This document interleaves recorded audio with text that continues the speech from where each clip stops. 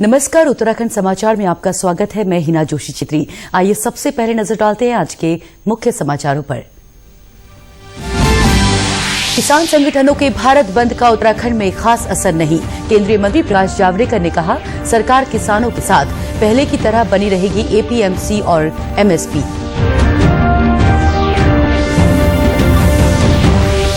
अगले कुछ सप्ताह में मिल सकती है कोरोना वैक्सीन। केंद्रीय स्वास्थ्य मंत्रालय ने बताया 3 वैक्सीन प्री क्लिनिकल स्टेज और 6 का क्लिनिकल ट्रायल जारी।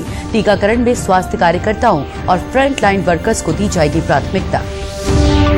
उत्तराखंड में वेटलैंड्स की होगी जीआई टैगिंग। वन विभाग और राजस्व विभाग तैयार कर रहा जलीय भूमि का डाटा।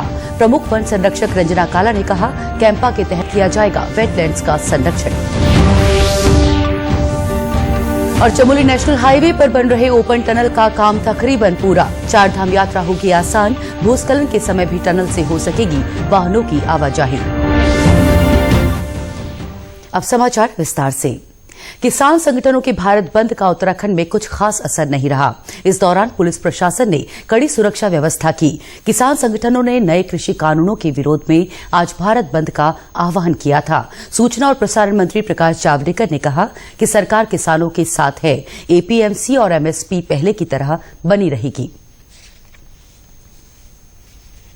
मेरा पूरा विश्वास है कि ये मसला हल होगा। किसान हमारे हैं और किसान के मन में कोई आशंका है तो दूर करना भी हमारा काम है। हम करेंगे और सफलता से करेंगे, क्योंकि उनको 2 ही बातें मुख्य है। उनको चाहिए कि एपीएमसी रहेगी या जाएगी, तो इसका उत्तर साफ है कि एपीएमसी रहेगी। ये दूसरा मुद्दा था उनके मन में कि एमएसपी रहेगी कि नहीं।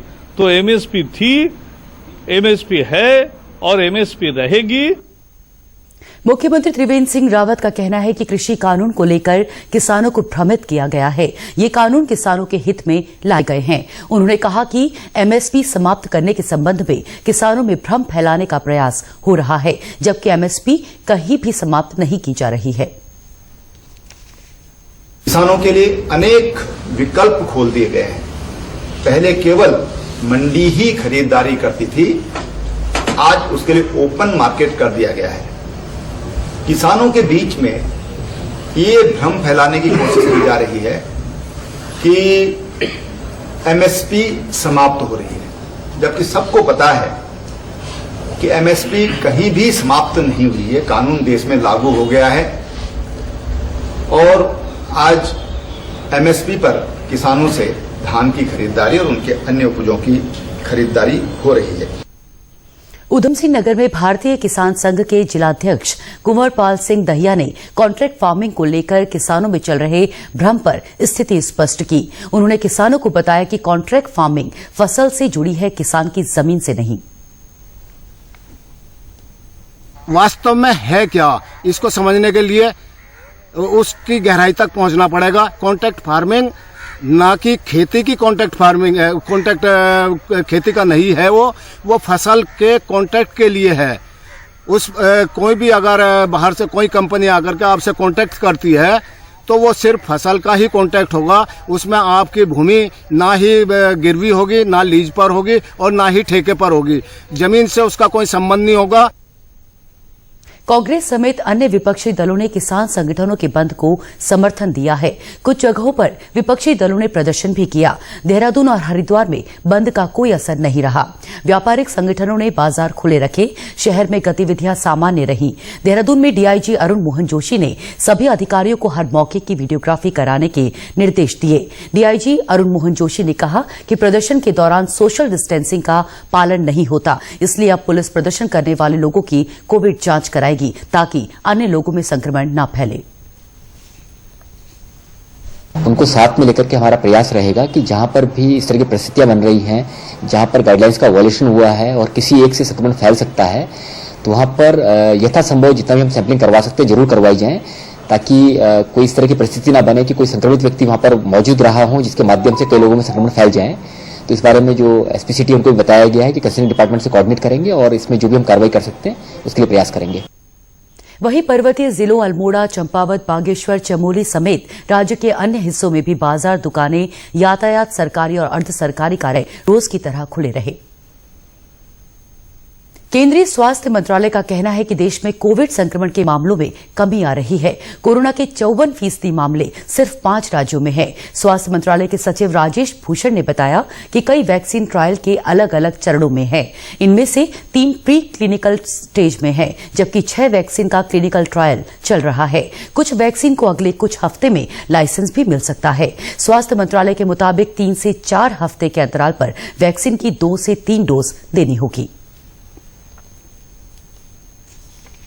3 वैक्सीन हैं जो प्री क्लिनिकल स्टेजेस में हैं, 6 वैक्सीन हैं जो क्लिनिकल ट्रायल में हैं।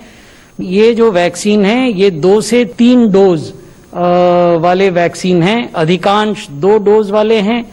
एक वैक्सीन है जिसमें संभवतः 3 डोज होंगे और ये प्रति डोज के बीच की जो दूरी है वो 3 से 4 हफ्ते की है।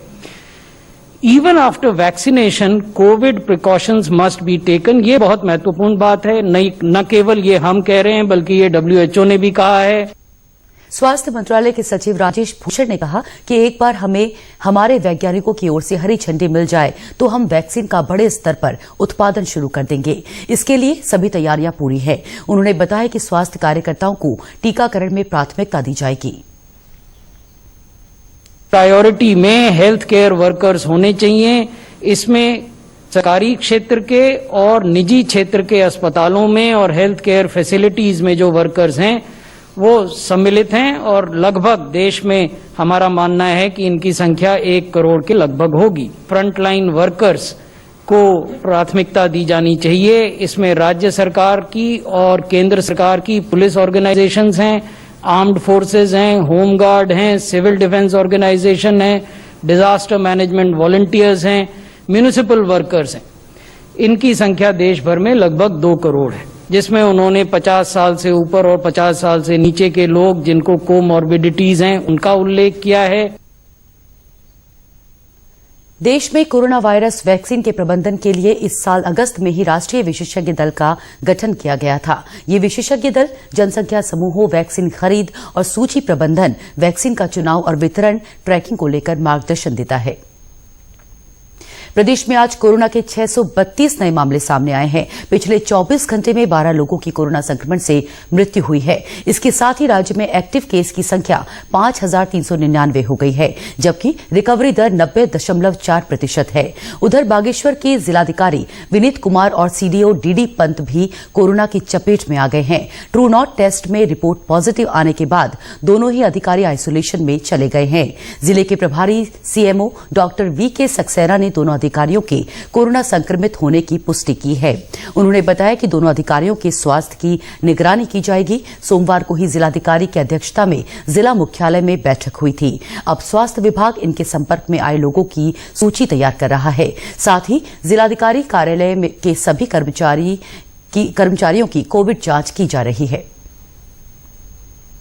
पौड़ी गढ़वाल में कोविड-19 संक्रमित लोगों की संख्या एक बार फिर से बढ़ने लग गई है। इसे देखते हुए स्थानीय प्रशासन ने कड़े कदम उठाए हैं। कोटद्वार के कौड़िया स्थित चेक पोस्ट पर दूसरे राज्यों से आने वाले सभी लोगों की सैंपलिंग की जा रही है। तहसीलदार विकास अवस्थी ने कहा कि स्थानीय प्रशासन, पुलिस प्रशासन और स्वास्थ्य विभाग की संयुक्त टीम कौड़िया चेक पोस्ट पर दूसरे राज्यों से आने वाले यात्रियों की सैंपल ले रही है। किसी भी व्यक्ति में कोविड के लक्षण दिखाई देते हैं तो उसे तुरंत कोविड केयर सेंटर भेजा जा रहा है। उनका कहना है कि अगर कोई व्यक्ति आदेश का पालन नहीं करता तो उस पर कड़ी कानूनी कार्रवाई की जाएगी।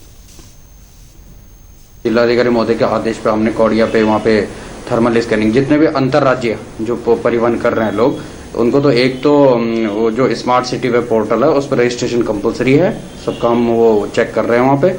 और दूसरा जो वहाँ पे हमने मेडिकल की टीम बिठा रखी है जो उनके थर्मल स्कैनिंग कर रहे हैं और आगे की कार्रवाई कर रहे हैं।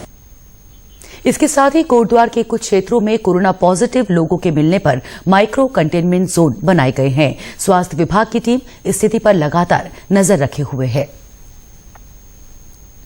उत्तराखंड के वेटलैंड्स यानी नम भूमि का भी अब अपना बही खाता होगा। वन विभाग और राजस्व ने इस पर काम शुरू कर दिया है। आने वाले दिनों में न सिर्फ इनके प्रामाणिक दस्तावेज बनेंगे, बल्कि ये दोनों विभाग जीआई टैग के साथ इनका सत्यापन भी करेंगे। प्रमुख वन संरक्षक रंजना काला ने बताया कि एनजीटी के निर्देश पर विभाग की ओर से इस पर कार्य चल रहा है। इसका उद्देश्य सुनियोजित तरीके से जलीय भूमि का डाटा तैयार करना है। हम लोग जितने भी वेटलैंड्स हैं जो 1 हेक्टेयर से ऊपर हैं, वो 994 के करीब हैं उत्तराखंड में, उनको फिर जो हमारे एरिया में चिन्हित होंगे और हम लोग तो जो डीएफओज हैं उनके माध्यम से या जो हमारी फील्ड की है वो करेंगे और डिस्ट्रिक्ट लेवल में भी जो रेवेन्यू कमिश्नर हैं उनके उसमें किए जाएंगे।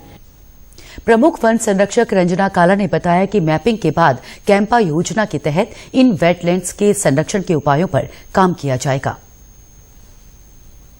जो हमारा ये MOEF ने जो ये है ना सेंटर, जैसे उत्तराखंड में जो सैक है ऐसे अहमदाबाद में है, उनके माध्यम से चिन्हित कर उसको करा हुआ है, डेटा है, तो उसको GPS लोकेशन भी है, उसको वो ग्राउंड ट्रूथिंग करेंगे फील्ड में जाके और उसके बाद जहां जरूरत होगी वहां पे वो प्लान बनाएंगे। उस प्लान को फिर वो जो वैसे विभाग में कैंपा के माध्यम से या अन्य स्कीम्स के माध्यम से इम्प्लीमेंट होगा। इससे पहले मुख्य सचिव ओम प्रकाश ने राजस्व, कैंपा और ग्राम्य विकास को इस कार्य के लिए नोडल अधिकारी बनाने के निर्देश दिए थे। वेटलैंड्स या आर्द्र भूमि बेहद नमी वाली जगहें हैं जो जैव विविधता के लिहाज से बेहद जरूरी है। इसमें जलीय जीवों से लेकर पेड़ पौधे तक पनपते हैं। पानी को संरक्षित करने से लेकर भूमिगत जल बढ़ाने में भी इनकी अहम भूमिका होती है। देहरादून के पास आसन वेटलैंड को हाल ही में रामसर साइट का दर्जा भी दिया गया था। राज्य में इस तरह के कई क्षेत्र हैं। चमोली में चारधाम यात्रा और सीमा तक आवाजाही सुगम बनाने के लिए ऋषिकेश बद्रीनाथ राष्ट्रीय हाईवे पर पाताल गंगा में उत्तराखंड की पहली ओपन टनल बनाई जा रही है। करीब 150 मीटर लंबी टनल का निर्माण कार्य तकरीबन 95% पूरा हो चुका है। चारधाम सड़क परियोजना के तहत बन रही करीब 38 करोड़ की लागत वाली इस टनल का कार्य पूरा होने पर यहां भूस्खलन के चलते आवाजाही बाधित नहीं होगी। उम्मीद है कि अगले वर्ष ये टनल आम लोगों की आवाजाही के लिए खोल दी जाएगी। यात्रा सीजन में या बरसात में बहुत ज़्यादा ये स्लाइडिंग जोन है सारा, तो यहाँ पे जो स्लाइड होता रहता था, बार बार रोड बंद रहता था ये, तो इसकी मतलब सेफ्टी के लिए ये टनल 150 मीटर की टनल है। ये उत्तराखंड की ये पहली टनल है, तो ओपन टनल है। इसको वैसे हम अपनी इंजीनियरिंग भाषा में कट एंड कवर भी कहते हैं, जो स्लाइड को कवर करती है। तो इसमें जो मतलब रोड जो है हमारा हर मौसम में जो है तो थ्रू रहता है, मतलब ब्लॉकेज के चांसेस नहीं। बारिश के समय भूस्खलन जोन सक्रिय हो जाते हैं, जिससे आवाजाही मुश्किल हो जाती है। इस टनल के बनने से इस क्षेत्र में साल भर आवाजाही संभव हो सकेगी। पर्यटन और स्वरोजगार को बढ़ावा देने के लिए चंपावत जिला पंचायत 12 इको हट्स का निर्माण करेगी। 2 इको हट बनाने के लिए मुख्यमंत्री सीमांत विकास योजना के तहत 20 लाख रुपए स्वीकृत किए गए हैं। अन्य के लिए राज्य सरकार को बजट का प्रस्ताव भेजा गया है। 6 पुराने डाक बंगलों को 12 इको हट्स में तब्दील किया जा रहा है। एक हट तैयार करने में लगभग 12 लाख की लागत आएगी। जिला पंचायत के अधिशासी अधिकारी राजेश कुमार का कहना है कि स्थानीय स्वयं सहायता समूहों के जरिए इनका संचालन किया जाएगा। हमारा ये उद्देश्य है कि हम जितने भी डाक बंगले पुराने हैं उनको मेंटेन करें और मेंटेन करके जनता की सेवा में उनका यूज करें। और जैसा कि आप जानते हैं कि बहुत जल्द हम लोग चंपावत में इको हट्स बनाने वाले हैं और इको हट्स के हमारे 3 उद्देश्य रहेंगे। प्रथम उद्देश्य रहेगा कि जिला पंचायत सरकार की आय में वृद्धि होना। दूसरा उद्देश्य रहेगा हमारा कि स्थानीय लोगों को रोजगार मिले और तीसरा उद्देश्य रहेगा हमारा कि पर्यटन की दृष्टि से चंपावत का विकास हो। चंपावत जिला पंचायत की योजना है कि इन इको हट्स को विवेकानंद ट्रेल के तौर पर स्थापित किया जाए। स्वामी विवेकानंद अपने चंपावत प्रवास के दौरान यहां के एक डाक बंगले में ठहर चुके हैं। उत्तराखंड के समाचारों में आज बस इतना ही। उत्तराखंड की खबरों के लिए आप हमसे सोशल मीडिया के माध्यम से भी जुड़ सकते हैं। हमारा ट्विटर हैंडल है DD News_देहरादून। हमारा फेसबुक पेज है DD News उत्तराखंड और हमारे YouTube channel DD News Uttarakhand को सब्सक्राइब करना ना भूलें। कोरोना संक्रमण से बचने के लिए मास्क का अनिवार्य रूप से और सही ढंग से प्रयोग करें। साथ ही सामाजिक दूरी का ख्याल रखें, नियमित रूप से हाथ धोएं और याद रखें, कोरोना को हराना है, मास्क जरूर लगाना है। नमस्कार।